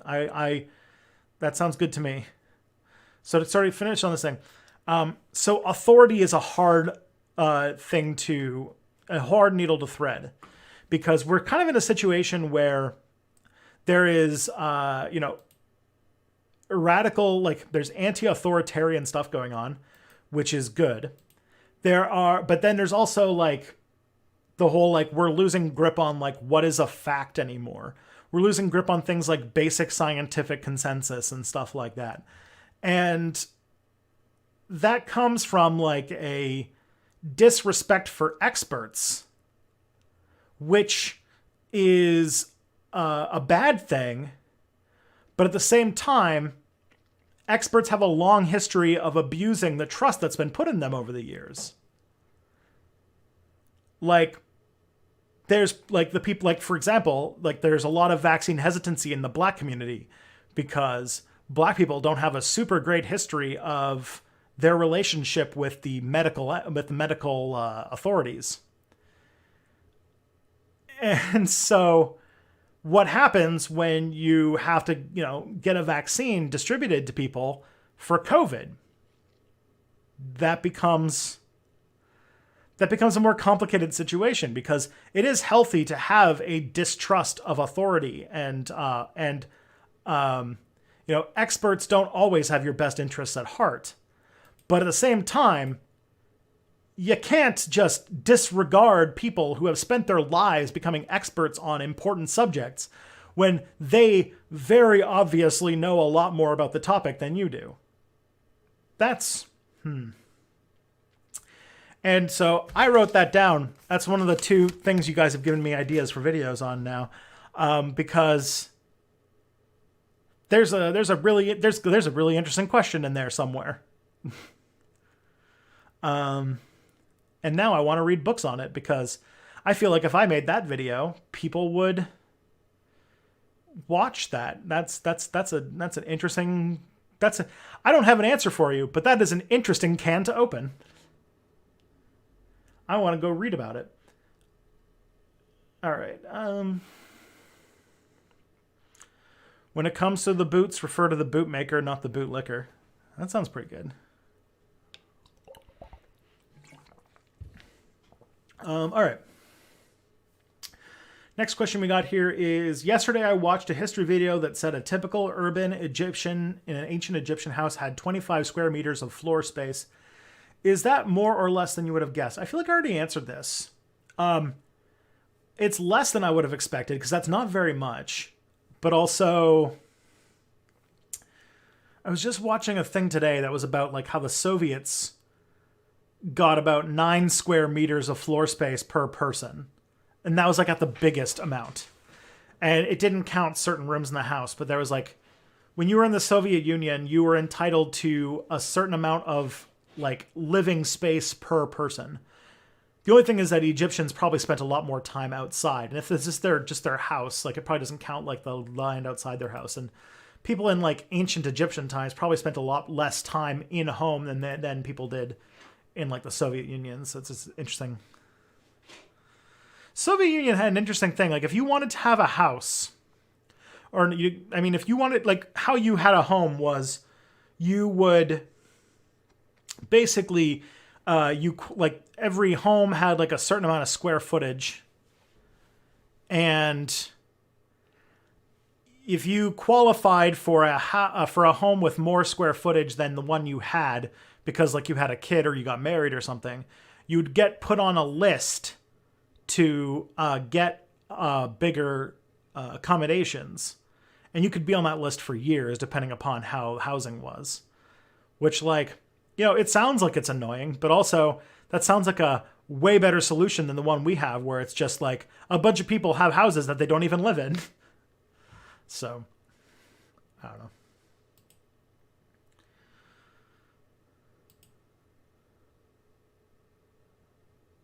Yeah. Economists have a way worse track record than scientists in areas like climatology and epidemiology. Oh, for sure. That was for whole families, not individuals. Yeah, I was just thinking, like, ancient Egyptians probably didn't need... Did homelessness exist in the USSR? Not really, no. There was also either none or next to no unemployment. That's one of the things with the Soviet Union. They would rather employ somebody to hold a door open than have unemployment. So there's a lot of... It's a very interesting situation in that country. Because it did mean that like when like it meant that there were problems like if there was a housing crisis, like they weren't allowed to build more houses. Like if the Soviet Union didn't have the resources to build more housing, what you could end up with is like very cramped housing as everybody waited in line to get bigger housing. Which like that sucks. That's a terrible solution. But also, it's way better than having hundreds of thousands of people who are homeless and die on the streets. So, and it seems way more equitable.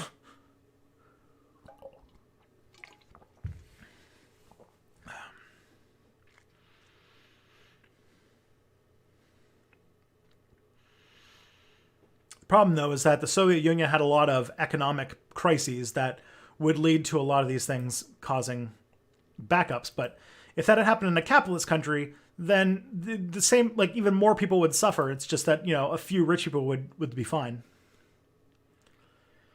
You'd like to have 3 generations of Egyptians living in a 5 meter by 5 meter wattle and daub house? I mean, I don't know if I would like it. I mean, I live in modern day where we have a very different concept of personal space and relationship with the outdoors. Like I live in a country where it's like uncomfortably cold to be outside, more than half of the year. If I lived in Egypt where it was like probably uncomfortably hot to be inside, and I lived in a very different age, like thousands of years ago, I think that it'd be a very different situation to live in. My guess, if I were to hazard a guess, Egyptians probably didn't spend a whole lot of time indoors because it would basically be a place you just go to sleep because it'd be hot, it'd be cramped, and like, I don't know, it just seems like it would be a better thing to spend out, like you'd just be outside more often, especially a place like Egypt where like the weather is very, very stable, you know? It's so stable, that's why like Egypt was able to stay as like a continuous civilization for like 3,000 years.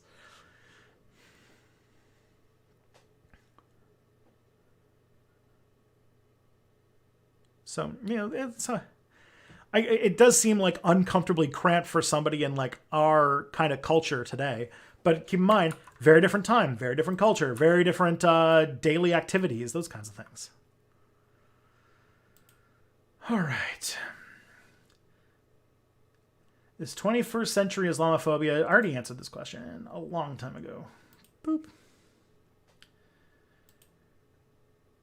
So David Graeber's posthumous final book is about to the idea that rather than being totally equal, hunter-gatherer societies cycled in and out of hierarchy and equality depending on the situation.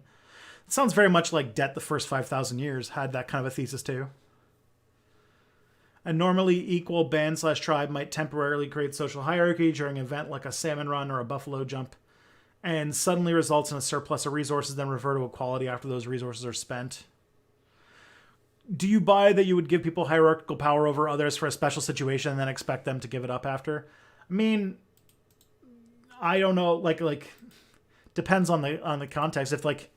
If you're in a situation where there's a very specific type of thing, like a very specific type of job that needs to be done, yeah, that makes sense. I don't know. I'm sure David Graeber will explain it in a pretty cool way. I'll make sure to read it.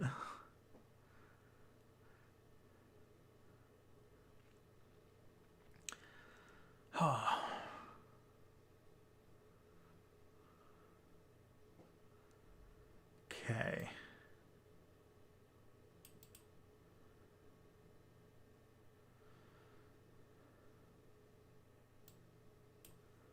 Let's see. We're running out of time, weirdly enough. This stream just flew by. Holy moly. Okay. I kind of don't want to read it because that'll be it. Yeah. David Graeber was one of the greatest minds of our age, and it's like out of all of the, like, I don't know, there's a lot of people who died of COVID, and I've been blessed enough that nobody in my like close family has died of COVID. Nobody that I actually like know has died of COVID. So I'm To me, like David Graeber has been like one of the to me has been like one of the greatest losses to like humanity that came from the COVID crisis. Like when I'm gonna think about like I feel like humanity lost a lot from David Graeber.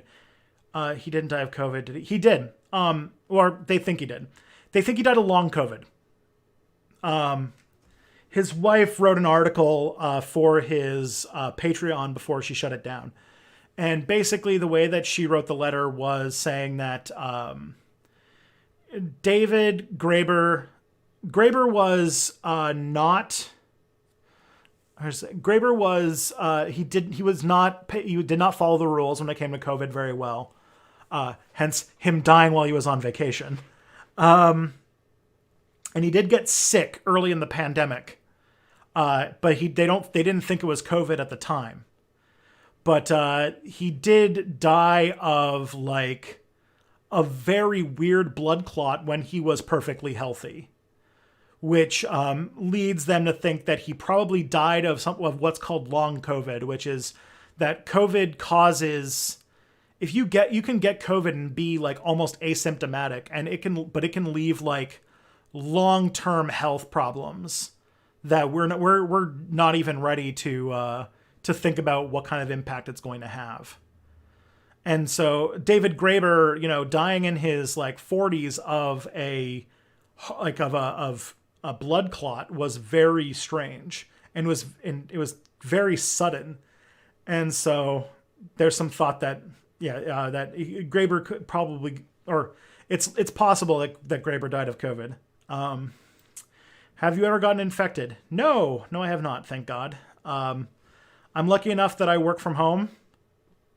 Believe it or not, he was 59. Well.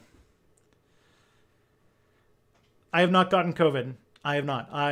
Luckily I don't have a job where I go to an office or anything like that. I work from home. I have always worked from home, and I didn't have to go. I didn't have to go outside. Grant Imahara and Michael Brooks. Yeah, I don't know if Grant Imahara or Michael Brooks died of COVID, but they also died last year, and it really fucking sucked.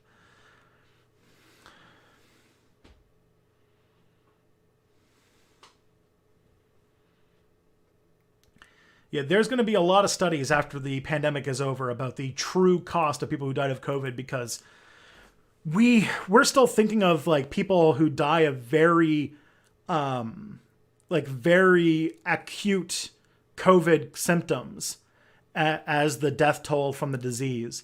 But what we're learning is that the disease really does a number on your cardiovascular system, and that we haven't even thought through like greatly shortened life expectancy that's going to come through the pandemic, because people who got the pandemic come through it with much weaker hearts and with much weaker lungs and like permanent scarring and stuff like that. We don't know what kind of like shortened life expectancy is going to come out of that, or disability, long-term disability that's going to come out of that. And yes, like there's a lot that there's going to be a lot to dig through when we find out about and how many people died of like a heart attack in 2020 who like got COVID but were asymptomatic, but it's like, it wrecked their heart when they weren't even paying attention, and then they die like 5 years from now of a heart attack because their heart has been weakened by COVID that they didn't even know they had.